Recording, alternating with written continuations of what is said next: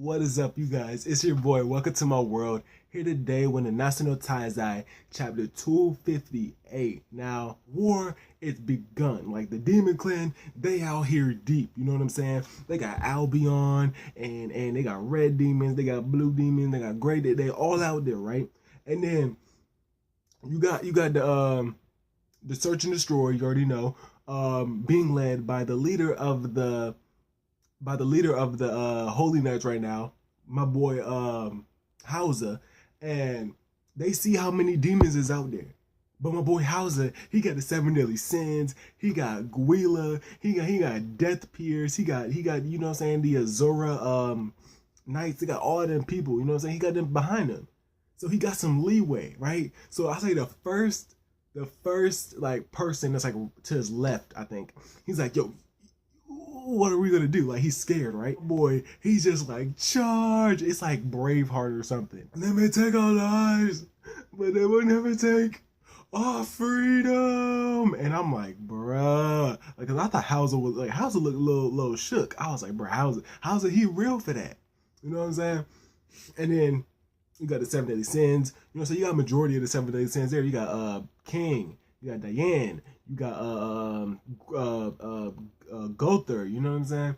You got Elizabeth, she's there, like, you know what I'm saying? So they got people there. I was being extra last chapter, and I was like, oh man, they about to get slaughtered. I mean, they low-key are, but I was being a little bit extra. I ain't gonna lie, I was being a little bit extra. Saramel and Tarmel and they're there, but I'm just saying, like, they got people on their squad. But I'm just saying, the Demon Clan, I'm just waiting for Cusack and Chandler, because Cusack and Chandler are already, they're already good. We already know that King and Diane and all, they can handle the regular ones. Like Albion and the Grey Demon, like they can handle all of them, right? The Holy Knights, that's up for debate. They probably can't. They probably can. Probably the good ones, probably like Guila can barely handle like red demons, probably. I haven't seen Jericho. I haven't seen Jericho in a hot minute. I don't know if she was in this chapter, but I just maybe she was, but I didn't see her. You know what I'm saying? I didn't see her at all. We haven't seen Cusack or Chandler, right? I think they're probably in the back. You know what I'm saying? And knowing Chandler, this could possibly be a whole illusion, honestly. Like the whole demon war, don't get me wrong. They're still gonna be able to sense like the power signatures, but some of them may be like illusions, because we know Cusack can do that. I mean, not Cusack. We know Chandler can do that. Before the fighting even started, we got, you know what I'm saying, we got a little character interaction between everyone, like the major players, you know what I'm saying? So we start the chapter off with Meliodas and Zeldris, and they're talking about like Esteros that still hasn't come back. And I kind of figured that I was either like Esteros is gonna come back at the last minute, or Esteros is not gonna come back at all, because Esteros, he's still out hunting. Because this is what I can see Esteros doing. He's gonna take he's gonna take the commandments that he has left. So that he already got Garlands, so he's gonna take Derriere, and he's gonna take Mondspite. And then it's going to be Mercilla for anybody else. You know what I'm saying? So he's going to have three. Meliodas, he has 5 of them, right? Including Zeldris. So Zeldris already gave up his commandment. So he has Grey Road, Fraudrin, Zeldris, Dolor, and Gloxinia. So he has 5. He implants them inside of him, right? But he needs to have all 10 of them inside of him before half a day is up. Because if he doesn't, it's going to reject. They're all going to reject him. But you know, I can already tell Meliodas, he's one-shotting Escanor. He is one-shotting Escanor. I'm sorry, Meliodas is, as of right now, forget Escanor's the one form. I don't care about that. That's like, it's a minute. If Meliodas could just survive for a minute, if his durability can survive for a minute, Meliodas is good. Meliodas is good against the one. Yes. So I think as of now, Meliodas could beat the one. Maybe not, okay. No. Not beat the one, but he could withstand it for a minute. Hell yeah. Meliodas and Zeldris have a little interaction, and Zeldris reminds Meliodas of the reason why he's doing it. We still don't know what it is. It's probably the whole vampire thing, but yeah, he's like yeah, just to make myself clear, the conditions in which I'm following you, or I'm going along with your plans, they still hold up. And Meliodas is like, yeah. So when I get all the commandments, yeah, we're gonna go through what you want to do, but for now we're doing what I want. He casts a spell, right, so that he can get all the commandments inside of him, and then he says something to Zeldris. He says something along the lines of Zeldris, I'm sorry for not being a good big brother, basically. For I could have did better as your big brother. And Zeldris, he doesn't really say anything. He doesn't make an expression, but it's just that, like, I guess it's kind of like a brother, like a guy thing. You know what I'm saying? It's just like Meliodas, even though he doesn't really have his emotions, he knows he could have been a better big brother, because his brothers like hate him. Especially Zeldris really hated Meliodas for a long time because it was like a betrayal. But Meliodas, he realized that, and he's like, "Yo, I'm sorry. I apologize." Zeldris, he's going on the front lines. So Zeldris, he's about to go. He's about to fight Tarmel, Sarmel, and even without his commandment, he's like, "Yo, I'm still beating the out of all of them. I'm still beating all. I'm still beating both of them like nothing." Like, so that kind of puts you. I don't know if that's his arrogance or if that's truth, where it kind of puts like the scales of where Zeldris is, or where a son of the Demon King is in comparison to the four archangels. So, and we basically get to see what all the seven sins are doing. So you got Elizabeth and Merlin, and everyone got like new clothes and stuff. Like Merlin, this is probably the most clothing she has ever worn before, besides that cloak she used to wear when she was around Arthur. But even under there, she was wearing like a onesie. But I digress. She was wearing like a little dress with like a slit down like I want to say her left leg, and then she had like armor on. So we finally get to see her in like some armor, besides the one that she was wearing like, was it 10 years ago? Yeah, but she basically tells Elizabeth that when Garland originally came, when the Ten Commandments originally came and we fought Garland, I said to you and Arthur that you would need to both awaken.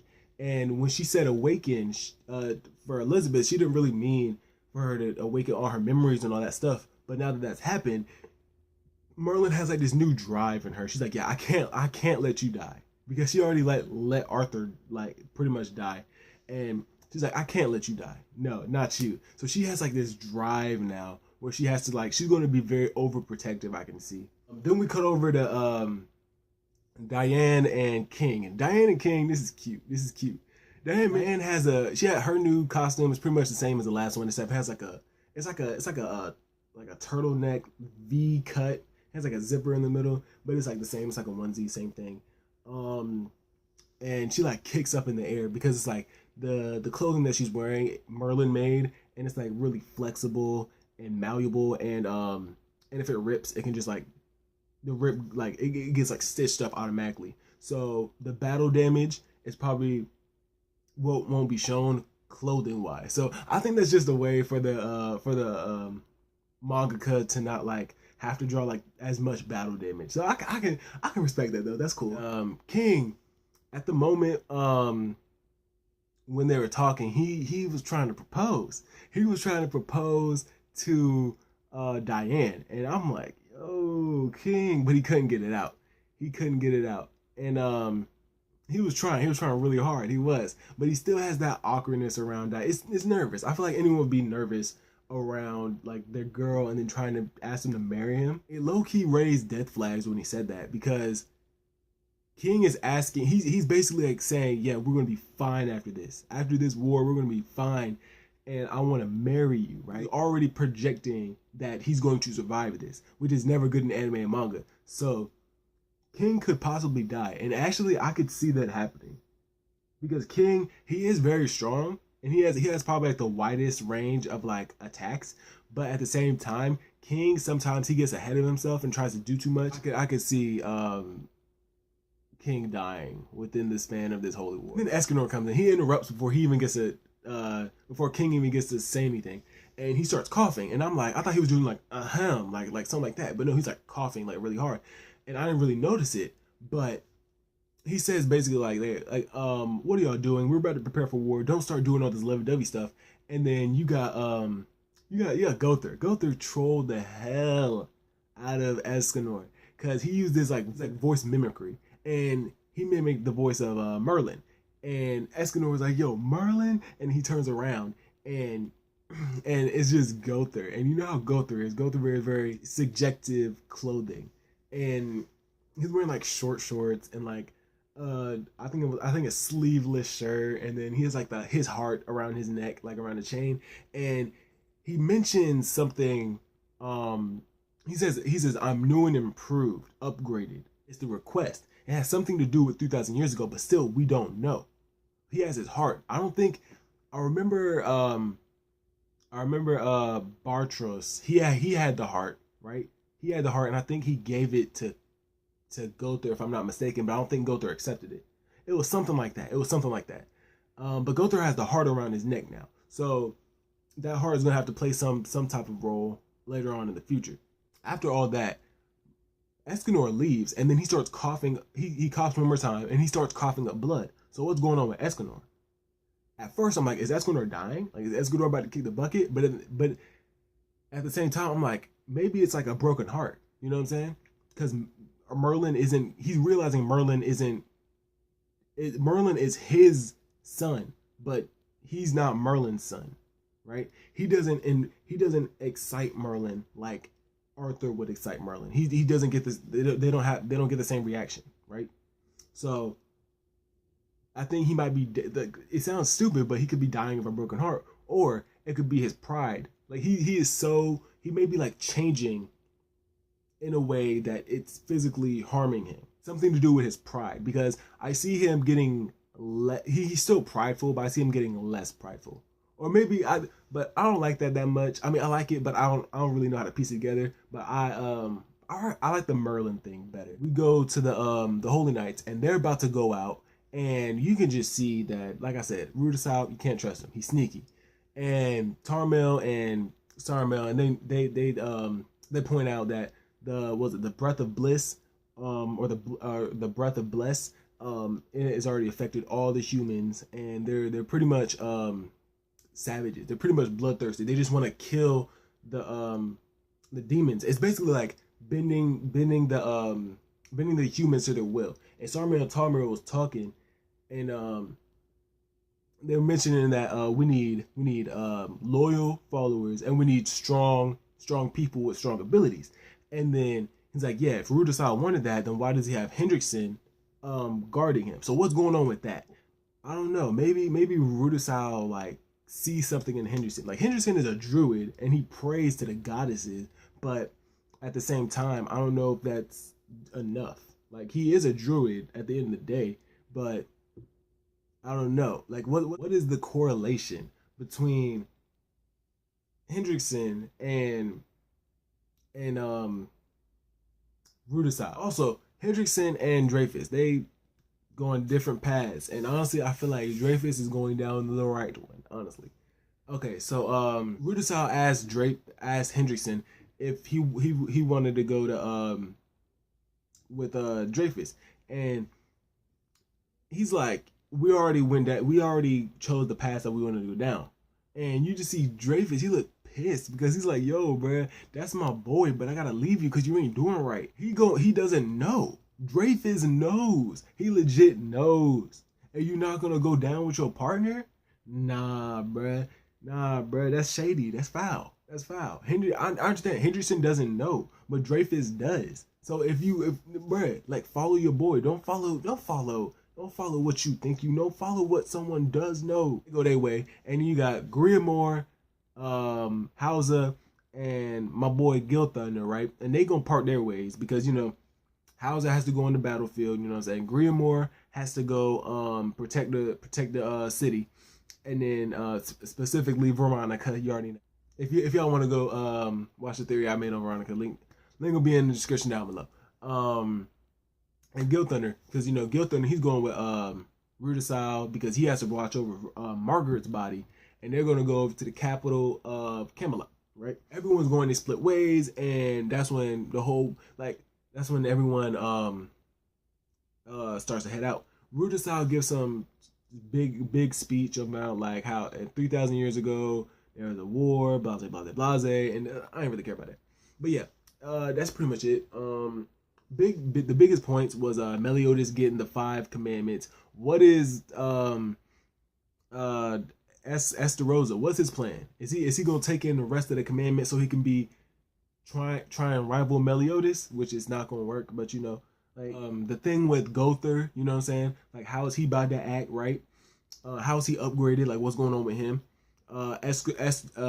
Escanor, like how is his how is he being affected? Why is he bleeding? Right.